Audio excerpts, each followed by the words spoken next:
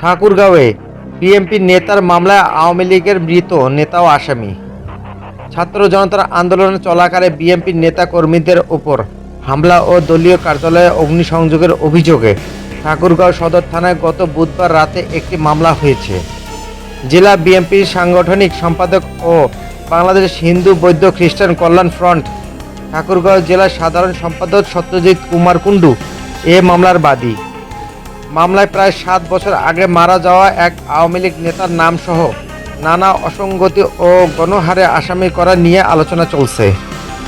মামলায় জেলা আওয়ামী লীগের সাধারণ সম্পাদক, সংরক্ষিত নারী আসনের সাবেক সংসদ সদস্য, সাবেক পৌর মেয়র, সাবেক জেলা পরিষদ চেয়ারম্যান, বাংলাদেশ হিন্দু বৌদ্ধ খ্রিস্টান ঐক্য পরিষদের সাধারণ সম্পাদক, বাংলাদেশ পূজা উদযাপন পরিষদের সাধারণ সম্পাদক, আওয়ামী লীগের বেশ কয়েকজন নেতাসহ 294 জনের নাম উল্লেখ ও অজ্ঞাত পরিচয় আরও 400 থেকে 500 জনকে আসামি করেছে বাদী। এজাহারে বলা হয়, গত বছরের 4 আগস্ট বৈষম্য বিরোধী ছাত্র জনতার আন্দোলনে চলাকালে ঠাকুরগাঁও শহরের চৌরাস্তা জেলা আওয়ামী লীগের সাধারণ সম্পাদক দীপক কুমার রায়ের নেতৃত্বে দলের নেতাকর্মীরা লোহার রড, ধারালো ছুরি, রামদা, চাইনিজ কুড়াল, পিস্তল, শটগান, বোমা বারুদ নিয়ে হামলা চালান।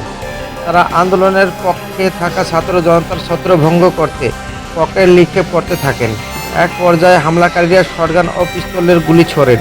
এতে 6 জন আন্দোলনকারী গুলিবিদ্ধ হন। এছাড়া আওয়ামী লীগের নেতা কর্মীরা ছুরি, লোহার রড, রামদা, চাইনিজ কুড়াল দিয়ে কুপিয়ে আন্দোলনকারীদের আহত করেন।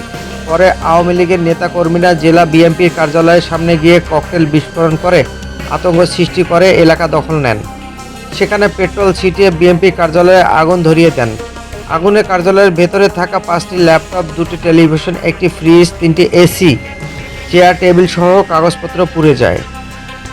মামলার আসামির তালিকায় 212 নম্বরে রয়েছে শহরের বাজারপাড়ার বাসিন্দা আব্দুল মান্নানের ছেলে বাপির নাম। বাপির পুরো নাম শরীফুল হাসান। তিনি ঠাকুরগাঁও পৌরসভার 3 নম্বর ওয়ার্ড আওয়ামী লীগের সাধারণ সম্পাদক ছিলেন। প্রায় 7 বছর আগে মারা গেছেন তিনি। বৃহস্পতিবার দুপুরে বাজারপাড়া গিয়ে শরীফুল হাসানের পরিবারের সদস্যের সাথে কথা হয়।